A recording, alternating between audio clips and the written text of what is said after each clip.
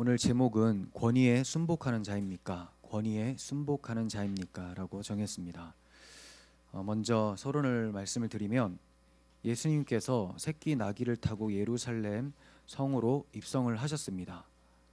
많은 사람들이 호산나 다윗의 자손이여라는 환호 속에서 예수님께서 입성을 하셨는데 성전에 봤더니 장사하는 사람들이 있었던 거예요. 그것도 아주 불합리한 장사를 하고 있었습니다. 그래서 예수님께서 성전에 장사하는 사람들 다 내쫓으시고 상을 뒤집어 엎으시는 소란을 일으키셨죠. 그런데 이렇게 하는 가운데도 어린아이들이 호산나 다윗의 자손이여라고 계속해서 소리 높여 외치고 있었습니다. 이 소리를 들은 사내들인 공의원들이 굉장히 화가 나 있었습니다. 사내들인 공회는 뭐냐면 상당한 권위를 가진 단체인데 대제사장들과 그리고 서기관 또는 장로들 그리고 유력한 평신도들 71명으로 구성된 종교 지도자 단체예요. 이들이 예수님께 말하기를 지금 저들이 너를 향해서 하는 말을 듣고 있느냐라고 말합니다. 지금 당신은 저 사람들이 외치는 소리를 듣고 있습니까? 즉 무슨 말이냐면 저들이 너를 다윗의 자손 곧 메시아라고 부르고 있는데 너 가만히 있다는 거냐? 네가 진짜 메시아라는 거냐? 라고 하면서 화가 나서 묻고 있는 거죠. 이들은 예수님이 메시아라는 사실을 믿을 수가 없었어요. 왜냐하면 어떻게 메시아가 나사렛 목수의 아들로 날 수가 있느냐라는 것이죠. 이렇게 메시아의 찬송을 듣고만 있는 예수님을 보니까 예수님이 유대 사회의 질서를 해칠 사람이다, 또 이단자다, 신성 모독자다라고 생각을 했었던 겁니다. 그래서 어떻게 죽일지 의논을 하게 됩니다. 그러다가 좋은 생각이 났는데 예수님의 권위의 출처가 무엇인지를 묻는 거였어요. 당신 무슨 권위로 이런 일을 합니까? 이게 바로 그들이 꾀를 낸 것입니다. 성전에서 장사하는 자들 다 내쫓으신 후에 예수님께서 성전에 들어가셔서 가르치고 계셨을 때였습니다. 그때 대제사장들과 백성들의 장로들이 나와서 예수님께 질문합니다. 네가 무슨 권위로 이런 일을 하느냐? 소란을 일으켰느냐? 그리고 네가 누구의 너에게 권위를 준 것이 누구냐라고 묻습니다. 소란을 피우고 지금 설교를 하고 있는데 그런 권위가 어디서부터 왔느냐? 두 가지예요. 무슨 권위로 이런 일을 하느냐라는 말은 네가 선지자냐, 메시아냐, 네 신분을 밝혀라 라는 것이고, 그리고 이 권위를 누가 줬느냐, 하늘로부터냐, 사람이 준 거냐, 이렇게 묻는 것이죠. 당시 성전에서 가르치려면 사내들인 공회의 권위를 받은 자만이 설교를 할 수 있었습니다. 저도 노회에서 목사 안수를 받고 설교권이 주어졌기 때문에 설교를 하는 것이지 아무나 설교를 하게 되면 노회의 권징을 받게 됩니다. 왜 그 교회는 설교 강단에 아무나 세우냐? 그래서 교단 신학과 또 반대되는 교단의 사람을 모시는 것도 문제가 되는 거예요. 이처럼 노예가 권위가 있는데 이 노예의 권위와 비교할 수 없을 정도로 유대 사회에서 엄청난 권위를 가지고 있었던 집단이 바로 사내들인 공회입니다. 이들이 예수님의 권위에 대해서 질문한 것은 예수님을 넘어뜨리려는 올무였죠. 예수님께서 성전에서 행하신 일과 사람들에게 가르치는 일의 권위를 입증하지 못하면 당장 성전 질서를 어지럽힌 자가 되어서 체포당하고 재판을 받아야 됩니다. 이때 예수님은 그들에게 곧바로 대답하지 않으시고 오히려 역으로 질문을 하십니다. 나도 너희에게 하나를 질문하겠으니 이에 답을 하면 나도 너희에게 대답하겠다라고 말씀을 하시면서 질문을 하시는데 요한의 세례가 하늘로부터냐 사람으로부터냐라고 물으십니다. 사실 예수님은 그들이 어떻게 생각하고 있는지를 다 알고 계시죠. 사람을 창조하시고 귀와 입과 또 마음을, 영혼을 창조하신 하나님의 아들이 그것을 모를 리가 있겠습니까? 그러나 그들의 입과 그들의 간계를 막아내기 위해서 예수님께서 이렇게 역으로 질문을 하신 거예요. 대제사장들과 서기관들은 당황해하면서 서로 논의하기 시작했습니다. 자, 왜 당황했느냐? 이 대제사장과 서기관들은 장로들이죠. 장로들은 세례 요한이 선지자라는 것을 인정하고 있었어요. 그것을 믿고자 하진 않았지만 인정하고 있었다라는 겁니다. 누가 봐도 세례 요한은 선지자였습니다. 그런데 만약 세례 요한의 권위가 하늘로부터 왔다라고 하면 예수님께서 분명히 이렇게 물을 거라고 예상을 하고 있는 거예요. 그럼 왜 세례 요한의 증거를 믿지 않았느냐? 왜 세례 요한을 믿지 않느냐라는 거죠. 세례 요한이 증거한 게 누구냐? 예수님이죠. 세례 요한이 선지자라고, 하늘로부터 내려온 선지자라고 생각을 하면서 왜 그가 증거한 나는 메시아로 믿지 않느냐라고 물을 수가 있기 때문에 그렇게 말하면 안 되겠다. 그러면 사람으로부터 왔다라고 얘기를 해야 되겠다라고 의논을 했는데 이것도 안 되는 거예요. 왜냐? 사람들이 다 세례 요한을 선지자로 보고 있는데 이 종교 지도자라는 사람들이 그걸 보지 못한다면 얼마나 비난하고 자신들을 우습게 보겠냐. 그래서 결국 내놓은 대답이 우리는 알지 못하겠다, 모르겠다, 이런 얘기를 하게 됩니다. 그러자 예수님은 나도 너희에게 내가 무슨 권위로 이렇게 하는지 알려주지 않겠다, 이렇게 말씀하십니다. 주님은 저들의 불순한 동기를 간파하시고 산상수훈에서 말씀하신 대로 거룩한 것을 개에게 주지 않으셨고 진주를 돼지 앞에 던지지 않으셨습니다. 왜냐하면 그 거룩한 예수님을 발로 짓밟고 진주 같은 예수님의 그 생명을 찢을 것이 분명했기 때문이었죠. 그러면서 예수님의 의도가 또 있습니다. 바로 대답하지 않는 이유가 있어요. 이들이 서로 의논을 하면서 예수님에 대해서 기억나도록 하기 위함이죠. 자, 이들이 무슨 의논을 했냐? 세례 요한에 대한 거죠. 근데 그가 선지자라는 것이 생각이 났어요. 근데 그가 누구를 증거한 건지도 생각이 났어요. 그럼 예수님이 바로 세례 요한이 증거했었던 실체라는 거죠. 그러므로 예수님은 한마디 대답을 안 하셨지만 그들 스스로에게 예수님이 누군지를 알리셨던 거예요. 그런 의도가 있으셨습니다. 그러므로 세례 요한이 선지자라면 예수님을 인정해야 되는 것이 마땅합니다. 이들이 세례 요한을 선지자로 인정한 것이 분명한 이유는 그가 선지자가 아니었다면 회개의 세례를 받으려고 나오지 않았을 겁니다. 그리고 그렇게 나와서 세례 요한에게 독사의 자식들아라는 책망도 듣지 않았을 거예요. 하지만 그들이 세례를 받으러 왔다라는 것은 그가 하늘에서부터 권위를 받은 선지자라는 것을 믿고 있었기 때문이죠. 그러므로 그가 전했었던 예수 그리스도 믿었어야 마땅한 것입니다. 세례 요한이 누구를 증거했는지 정확하게 봅니다. 마태복음 3장 11절에서 12절. 나는 너희로 회개하게 하기 위하여 물로 세례를 베풀거니와 내 뒤에 오시는 이는 나보다 능력이 많으시니 나는 그의 신을 들기도 감당하지 못하겠노라.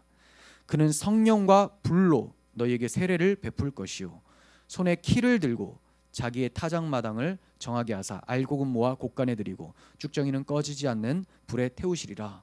네, 자기 뒤에 오는 능력이 많은 분이 있는데 나는 비록 물로 회개의 세례를 베풀지만 그분은 성령으로 불로 너희에게 세례를 베풀 것이다.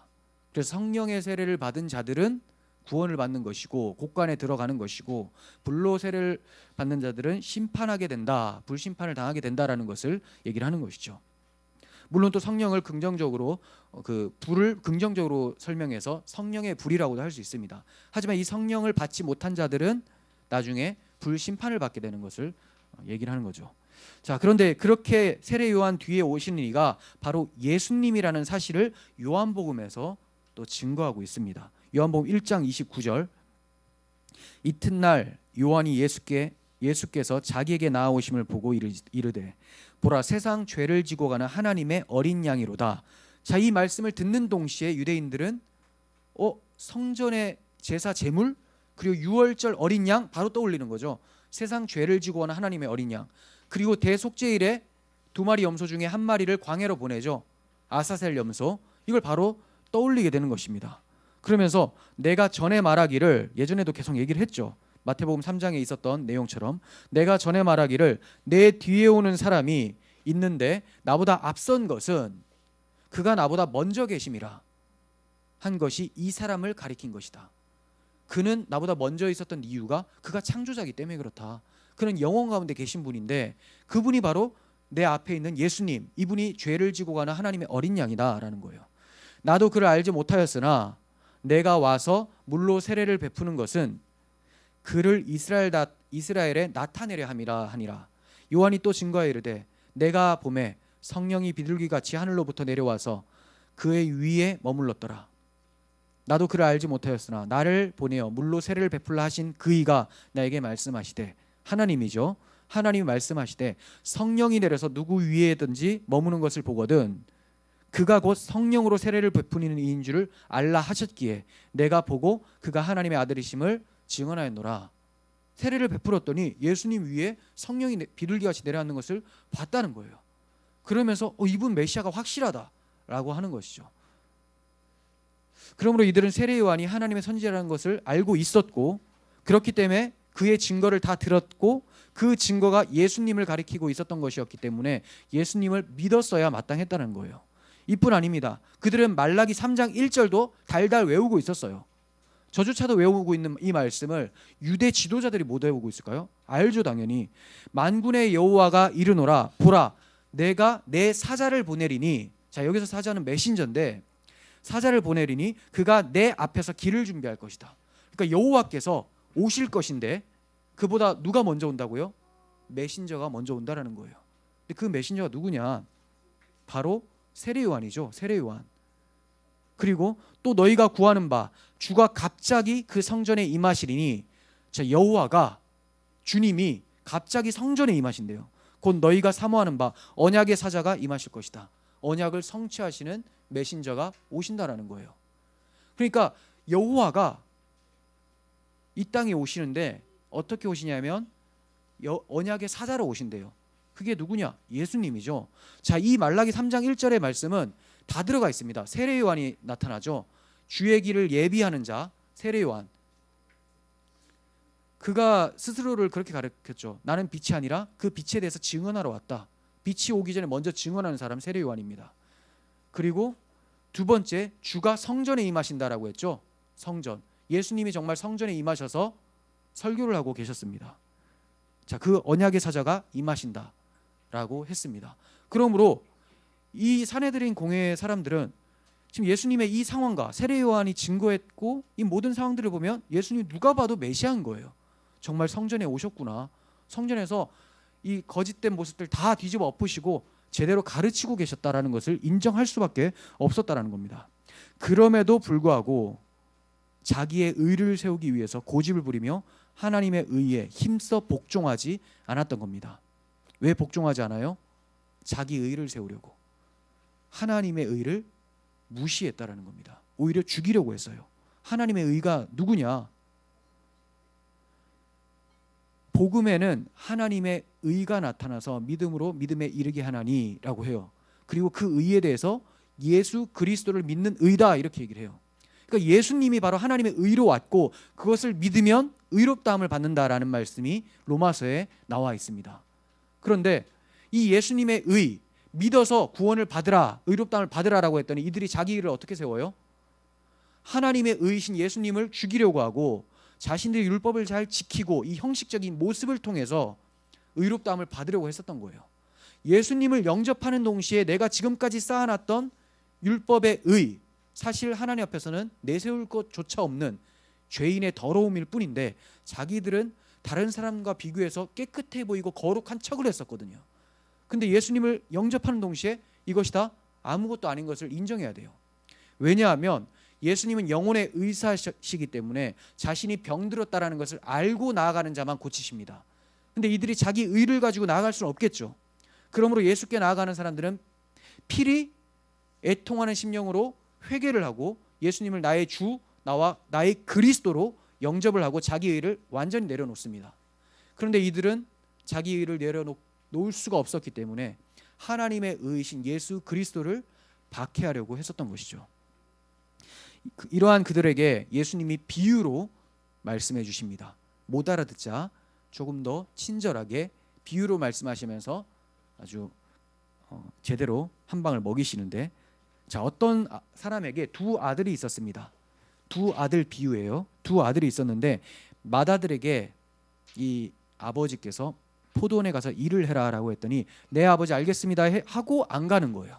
둘째 아들은 똑같이 말했더니 자 가지 않겠습니다. 불순종했던 거죠.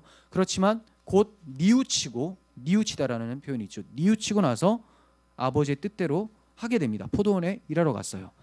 그러면서 이 사람들한테 묻습니다. 자, 너희가 볼 때는 어떤 아들이 아버지의 뜻을 따른 것이냐라고 했더니 둘째 아들입니다. 당연히 둘째 아들이죠. 안 가겠다고는 했지만 돌이켜 뉘우치고 뜻을 따랐으니까. 자, 그러면서 예수님께서 세리와 창녀가 너희보다 먼저 하나님 나라에 들어가게 될 것이다, 이렇게 말씀하세요. 이 말씀의 의미는 세례 요한의 증언을 받아들이지 않고 있는 너희들이 바로 맏아들이다라는 거예요. 순종하지 않는다. 겉으로는 말씀을 잘 지키는 것처럼, 율법을 지키는 것처럼 흉내만 내고 있었는데 정작 세례 요한이 와서 회개하라, 그리고 나의 뒤에 오는 주 예수를 믿으라라고 했더니 그건 믿지 않았던 거죠. 맏아들이죠. 대제사장들과 서기관들, 바리새인들처럼 자신들을 죄인이 아닌 의인으로 여기는 자들은 맏아들과 같다라는 거예요. 이들은 잎만 무성할 뿐 열매 없었던 무화과 나무와 같았었던 모습입니다.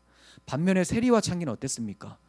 회개하여 뉘우쳐서 세례 요한이 증거한 예수님을 그리스도로 받아들였기 때문에 둘째 아들과 같다는 거예요. 사회적으로 보면 그냥 죄인입니다. 죄인으로 낙인 찍히고 사람들과의 교제에 들어올 수도 없는 사람들이 회개하여서 요한의 증거를 받아들이게 되는 겁니다. 그리스도를 믿죠. 정말로 세리와 창녀들은 그런 일들이 많이 있었습니다. 대표적인 사람이 세리 마태죠. 이 쓰고 있는 마태. 그래서 계속 세리 얘기를 하는 거죠. 자, 마태. 그리고 창녀라면 뭐 간음하다가 잡힌 여자, 창녀는 아니겠지만 그런 음행을 저질렀던 여자, 또 막달라 마리아로 확실치는 않지만 그 사람이 좀 이제 성적인 문제가 있다라고 보고 있는데 그런 사람들이 다 예수님을 영접하게 되는 것이죠. 이들은 먼저 된 자가 아니라 나중된 자며 아침 일찍 포도원에 일하러 들어간 자들이 아니라 오후 5시에 들어간 사람이 된 것입니다. 그렇지만 나중된 자가 먼저 되는 격이 된 것이죠. 이렇게 예수님을 그리스도로 믿는 자들은 예수님의 권위를 인정합니다. 예수님을 믿는 사람들은 그분의 권위를 인정해요. 이런 자들은 산상수훈을 들었을 때 많은 무리들의 반응과 비슷한 모습을 하게 됩니다. 산상수훈을 듣고 나서 무리들이 뭐라고 했습니까? 그 가르침의 논란이, 이것은 그분의 가르침이 권위 있는 자와 같고 그들의 서기관들과 같지 않았기 때문이다, 이렇게 얘기를 합니다. 예수님의 말씀이 권위 있게 들렸다라는 거예요. 이 권위라는 것은 하나님의 말씀으로 들렸다라는 거죠. 사람들과 자기들을 가르치는 율법 선생과는 레벨이 달랐다라는 거죠. 그러나 마음이 삐뚤어져 있는 사람들, 곧 자기 의를 세우는 데만 혈안이 되어 있는 사람들은 예수님이 성전에서 가르치는 것이 못마땅한 거예요. 그 권위를 인정하려 하지 않습니다. 오히려 자기들 권위를 세우려고 하죠. 우리가 허락도 안 했는데 넌 누구의 권위로 이렇게 설교하고 있느냐라고 말하고 있는 것입니다. 그런 마음을 가지고 와서 교회에 와서 예수님의 말씀을 목사가 전해도 당연히 그 말씀의 권위를 인정하지 않죠. 예수님의 말씀을 직접 들어도 권위를 인정하지 않는데 예수님의 말씀을 대신 전하는 목사의 말인들 그들이 듣겠습니까? 마찬가지예요. 우리가 자기 의가 많잖아요. 나는 다 잘났고 내가 하는 게 판단이 맞다라고 생각하면 고집스럽게 하면 앉아 있어도 오히려 여호와를 모독하는 것이 되고 그리스도의 권위를 인정하지 않는 것이 돼요. 제가 언제 제 얘기를 들어달라고 했습니까? 하나님의 말씀을 들으라고 하신 것, 말씀을 드리는 거지. 제가 사적으로 뭐 어떤 권면을 하는 거 이런 거는 권위가 없을 수 있습니다. 하지만 성경을 그대로 풀어서 설명을 할 때는 여러분들이 그걸 하나님의 말씀으로 들으셔야 된다는 거예요. 자기 의를 세우려고 하는 사람들은 천하무적이죠. 천하무적. 빈틈이 없어요. 그냥 은혜가 들어갈 공간을 찾을 수가 없습니다. 견고한 여리고성 같고 바벨탑을 쌓는 모습이며 결국 하늘 꼭대기까지 쌓아서 우리 이름을 내자라고 하는 시도일 뿐이라는 거예요. 여러분 어떻습니까? 오늘 선포되는 이 하나님의 말씀을 여러분들은 권위로 받아들이고 계십니까? 하나님의 말씀의 권위로. 그렇다면 우리는 자세가 하나님을 경외함 가운데 듣는 자세가 되고 내 마음도 그렇게 변하겠죠. 주님께서 여러분들의 마음에 경외함과 간절함을 주고 계십니까? 아니면 주의 성령을 소멸하려는 강팍한 마음이 나에게 있지 않습니까? 좀 돌아보는 시간이 되었으면 좋겠습니다. 32절입니다. 요한이 의의 도로 너희에게 왔거늘, 의의 도, 복음을 가지고 복음을 준비하기 위해서 회개하라라고 외쳤었죠. 의의 도로 너희에게 왔거늘 너희는 그를 믿지 아니하였으되 세리와 창녀는 믿었으며 너희는 이것을 보고도 끝내 뉘우쳐 믿지 아니하였도다. 끝내 뉘우쳐 믿지 않았다면 그들은 나중된 자가 아니라 먼저 된 자였다라는 거죠. 영원토록 열매 맺지 못하게 되어서 말라버리는 무화과 나무 같았다라는 겁니다. 참 무섭습니다. 예수님의 권위를 인정하지 않는 이것이 얼마나 무서운 일입니까? 말씀의 권위를 업신여기는 것은 하나님을 대적하는 행위입니다. 하나님 입을 닫으시고 내가 말하겠습니다 라는 또 다른 표현이 되는 거예요. 한번 생각해 보겠습니다. 어째서 선민 이스라엘이, 선택받은 백성 이스라엘이 하나님 나라를 빼앗기게 된다고 말씀하고 계시는 걸까요? 21장을 한번 떠올려 보시면 돼요. 21장 우리가 계속해서 살펴보고 있잖아요. 한번 쭉 생각해 보십시오. 어떤 내용들이 있었습니까? 하나님의 성전을 강도의 소굴로 만들었죠. 그 성전은 기도하는 하나님의 집이에요.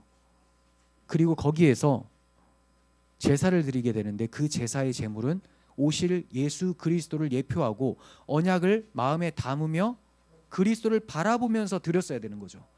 근데 제사 제도가 엉망진창이 됐어요. 형식은 갖추고 있지만 하나님의 메시아 언약을 완전히 잃어버린 상태에서 제사는 형식적으로만 드리고 마음은 하나도 없고 오히려 성전을 통해서 돈벌이하는 수단으로 사용하고 있었던 거죠.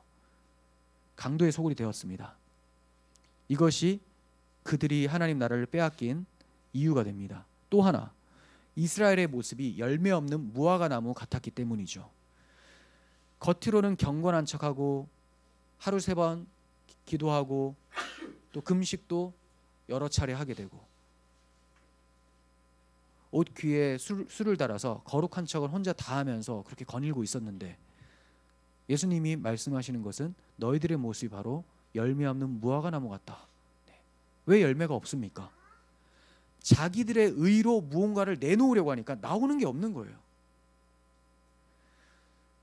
그러니까 뿌리가 영양분 많은 토양에 꽉 박혀서 있어야지만 가지에서 이제 열매가 맺게 되는데 뿌리가 빠진 상태에서 자기들끼리 열매를 맺으려고 하니까 열매가 맺을 수가 없는 거죠.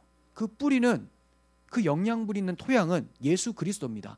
하나님의 의가 심겨져야지만 의로운 모습이 나와요. 그런데 그 의가 심겨지지 않고 자기 의로 나타내려고 하니까 가짜 열매인 거죠. 썩은 겁니다. 열매가 없습니다. 만약에 그들이 어떤 선행을 했다 할지라도 하나님은 그것을 선으로 보지 않으신다라는 거예요. 왜냐하면 뿌리가 토양에 안 박혀 있었기 때문에. 그리스도의 의, 하나님이 유일하게 인정하신 의가 그리스도의 의인데 그리스도는 영접하지 않고 착하게 살아서 십계명 잘 지켜서 구원을 받아보겠다라고 했을 때는 절대로 구원받을 수 있는 의가 나타나지 않는다라는 겁니다. 자, 그리고 세 번째 이유는 무엇입니까? 왜 그들이 선민인데 하나님 나라를 빼앗기게 되었나? 마다들과 같이 불순종했기 때문입니다. 무엇에 대한 불순종입니까? 하나님의 명령은 회개하고 앞으로 보내실 메시아를 영접하고 그분 안에서 하나님 나라의 일꾼이 되라는 거예요. 포도원에 가서 일하라라고 했잖아요. 그 포도원은 하나님 나라를 위해서 일하라는 거예요. 그러려면 반드시 회개하고 그리스도를 믿어서 그리스도 안에서 하나님의 역군이 되어야 됩니다. 그런데 그렇지 않아요. 우리가 하나님의 나라를 건설할 수 있다 하면서 열심히 막 사는 거죠. 유대교 운동이 일어나는 거예요. 이게 바로 바벨탑 쌓는 것입니다. 그래서 하나님은 네 하고 나서 그들이 가지 않았다라고 하는 겁니다. 한 게 아무것도 없기 때문에 그래요. 자, 그리고 네 번째는 다음 주에 살펴볼 내용인데 악한 농부들 비유입니다. 악한 농부들과 같이 하나님의 아들을 거절하고 죽일 것이기 때문에, 하나님 아들을 거절하고 죽일 것이기 때문에. 로마서 10장 3절 봅니다. 하나님의 의를 모르고 자기 의를 세우려고 힘써 하나님의 의에 복종하지 아니하였느니라. 그리스도는 모든 믿는 자에게 의를 이루기 위하여 율법의 마침이 되니라. 자, 그리스도를 믿으면 그가 율법을 다 마쳤다라고 하나님 보신다는 거예요. 근데 안 믿으면 율법을 시작도 못해요. 하나님의 율법은 하나님의 거룩성을 나타내는데 피조물이며 죄인인 인간이 어떻게 그 거룩함을 시작이라도 하겠습니까? 그렇지만 하나님의 아들이신 그분을 모시게 되면 그 거룩성을 하나님이 인정하신다라는 거예요. 그래서 율법이 마침이 되는 겁니다. 그들은 그리스도를 버렸기 때문에 율법을 마치지 못한 것입니다. 그러므로 율법에 의해서 정죄를 받는 것이고 하나님 나라를 빼앗기게 되는 거죠. 그러므로 하나님은 이러한 율법 선생들과 타락한 이스라엘을 떠나시고 오히려 이방인들이나 또 세리와 창녀같이 세상에서 비난은 받으나 회개하여 하나님께로 돌아온 자들을 만나주세요. 이들은 예수님의 권위를 인정하고 그 권위에 순복하는 사람들입니다. 권위에 순복하는 사람들. 그러면 예수님의 권위가 도대체 뭘까요? 순복은 해야 되는데 예수님의 권위에 순복한다라는 의미가 도대체 뭘까요? 이게 언뜻 생각하면 율법을 지키는 거구나 이렇게 생각할 수 있습니다. 하지만 아니에요. 율법을 지키는 것은 그 권위에 순종하는 것이 아닙니다. 예수님의 권위에 순종하는 것이 뭐냐? 요한복음 10장 17절 예수님의 권위에 대해서 말씀합니다. 내가 내 목숨을 버리는 것은 그것을 내가 다시 얻기 위함이니 이로 말미암아 아버지께서 나를 사랑하시느니라. 이를 내게서 빼앗을 자가 있는 것이 아니라 내가 스스로 버리노라. 나는 버릴 권세도 있고 다시 얻을 권세도 있으니 이 계명은 아버지에게서 받았노라 하니라. 네, 아버지께서 나에게 주신 권세가 있다. 이 권세는 내 목숨을 스스로 버릴 수도 있고 다시 찾을 수도 있는 죽음과 부활의 권세다. 이것이 예수님의 권위예요. 자, 이 권위가 우리에게 구원을 가져다 주죠. 예수님의 죽으심과 부활하심이 우리에게 구원을 가져다 줍니다. 하나님의 아들이 자신이 원하는 자들을 살리기 위해서 자기 목숨을 스스로 내어놓아요. 어떤 누가 힘이 좋아서 예수님을 죽일 수 있는 게 아닙니다. 예수님이 우리를 대신해서 죽으셔서 우리 죄값을 다 치르시고 그 후에 다시 살아나셔서 우리를 의롭게 하시려고 스스로 목숨을 버리시는 것이죠. 그러니까 죽임을 당해 주시는 거예요. 죽임을 당해 주시는 거. 이처럼 예수님이 스스로 목숨을 버릴 수 있는 권세, 그리고 다시 얻을 권세가 있다라는 것이 진정 하늘의 권세, 하나님이 주신 권위라는 거예요. 이러한 예수님의 권위를 모르고 입을 열었었던 사람 중에 하나가 빌라도입니다. 그가 어떻게 얘기를 합니까? 빌라도가 말을 합니다. 내게 말하지 않느냐? 자, 빌라도가 물었으면 예수님이 대답을 해야 되는데 입을 꾹 닫고 있어요. 빌라도가 참 화가 나면서 황당한 거예요. 내가 너를 놓을 권한도 있고 십자가에 못 박을 권한이 있는 줄 알지 못하느냐라고 말합니다. 그러자 예수님께서 위에서 주지 아니하였더라면 나를 해할 권한이 너에게 없었을 것이다. 네가 이렇게 하는 것은 너는 악을 저지르는 거지만 하나님이 너에게 허락해 주셔서 그 악을 저지르는 것이 가능한 것이지 너 혼자 될 일이 아니다. 내가 힘이 없어서 너한테 죽는 것이 아니다 라고 말씀해 주고 계시는 거죠. 그러므로 예수님의 권위에 순복한다라는 것은 예수님이 하나님의 권위로 오셔서 우리의 구원을 위하여 십자가와 부활을 이루셨다라는 것을 믿는 것, 이게 권위에 순종하는 거예요. 이게 핵심입니다. 그러니까 예수님을 내가 믿는다, 나의 주님으로 믿는다 라는 말은 예수님의 십자가 부활의 능력이 나를 살게 했습니다 라는 걸 믿는 거죠. 그리고 예수님이 세상에 있는 자기 사람들을 끝까지 사랑하셔서 구원을 반드시 이루어주시는 권위 있으신 분이라는 것도 믿는 거예요. 자, 이것을 진짜 믿는다면 나의 구원에 흔들림이 없겠죠. 내가 흔들리는 이유는 이 권위를 중간중간에 무시하기 때문에 그래요. 그 무시하는 이유는 주로 우리의 죄 때문이죠. 죄가 있으니까 하나님 앞에 다시 나가서 용서받고 하는 것이 너무나 마음이 찔리고 그것이 습관적으로 안 하게 되다 보니까 하나님을 멀리하고 하나님 말씀을 듣지 않으려는 것이 습관이 되어집니다. 그러므로 주님의 권위 때문에 우리가 구원을 받는 것이다 라고 말씀을 드립니다. 주님의 권위, 죽음과 부활하심 때문에 우리가 구원을 받는 것이다. 그리고 예수님의 권위를 인정하는 사람들은 자신들도 예수님의 권위를 받았다라는 것을 알고 세상에서 그 권위로 빛과 소금의 역할을 감당하게 돼요. 그러니까 예수님만 권위 있는 게 아니라 예수님을 영접한 여러분, 우리 모두가 다 예수님의 권위를 가지고 있는 사람들이고 빛과 소금의 역할을 감당해야 돼요. 예수님께서 마태복음 28장 마지막에 지상 명령을 주시죠. 하늘과 땅의 모든 권세를 내게 주셨으니, 자, 먼저는 예수님이 그 권세를 받으셨어요. 그리고 그러므로 너희는 가서 모든 민족을 제자로 삼아 아버지와 아들과 성령의 이름으로 세례를 베풀고 내가 너희에게 분부한 모든 것을 가르쳐 지키게 하라. 볼지어다 내가 세상 끝날까지 너희와 항상 함께 있으리라. 하늘의 권세를 받으신 그 예수님의 권세가 왜 우리에게 있냐? 그분이 세상 끝날까지 우리와 함께하기 때문에, 우리 마음에 찾아오셔서 함께하기 때문에 우리 또한 그 권세를 가지고 모든 족속으로 제자를 삼고 세례를 베풀고 또 가르쳐 지키게 하는 역할을 감당하게 된다는 겁니다. 이런 역할을 가지고 있는 권위 있는 공동체가 바로 교회죠. 우리들이라는 거예요. 그래서 교회가 그 권세를 가지고 우리들의 힘이 아니라 예수님의 힘을 가지고 전도를 하고 제자 삼고 세례를 주고 말씀으로 양육을 하게 되는 겁니다. 이제 우리는 혼자가 아니라 예수님이 세상 끝날까지 항상 함께 계신다고 말씀하신 것처럼 함께 있습니다.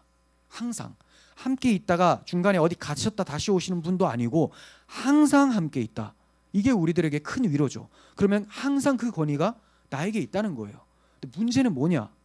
그 권위가 있다는 것을 망각하고 예수님의 권위를 인정하지 않는 나의 불순종하는 모습이 자주 나타나는 것이 문제죠. 우리는 혼자가 아닙니다. 하나님이 교회 공동체를 주셨고 또 공동체들 모든 사람들 마음 가운데에 주의 성령을 주셔서 권위 있게 하셨습니다. 그러므로 세상을 두려워하지 마시길 바랍니다. 그리스도인은 지금 보이는 이 세상과 이 하늘과 땅이 사라질 것을 아는 사람들이에요. 그러므로 새 하늘과 새 땅을 바라보는 자고 이 세상을 믿음으로 이기며 사는 자들입니다. 예수님의 권위로 이겨가는 사람이죠. 이런 사람들은 세상이 감당하지 못한다고 히브리서 기자가 얘기를 합니다. 주님께서는 오늘도 둘째 아들과 같이 뉘우쳐 순종하는 자에게 이러한 권위 아래서 담대히 살아갈 믿음을 부어주세요. 그 주님과 세상 끝날까지 동행하시면서 날마다 승리의 감격 속에서 찬송하시는 우리들이 되기를 소원합니다. 기도하겠습니다. 하나님 아버지, 하나님의 의를 모르고 우리 의를 내세우기 위하여서 주 예수 그리스도의 권위를 무시하는 짓을 하지 않도록 도와주시옵소서. 주의 십자가와 부활의 능력이 우리를 살게 하셨고 그 권위 있으신 분이 우리의 구원을 확실하게 인쳐주셨고 또 우리의 모든 인생 가운데 일어나는 일들 가운데서도 주께서 함께 하시리라고 약속해 주셨습니다. 이 말씀의 권위를 기억하고 날마다 예수만 높이는 저희들의 삶이 되게 도와주옵소서. 우리 구주 예수 그리스도의 이름으로 기도합니다. 아멘.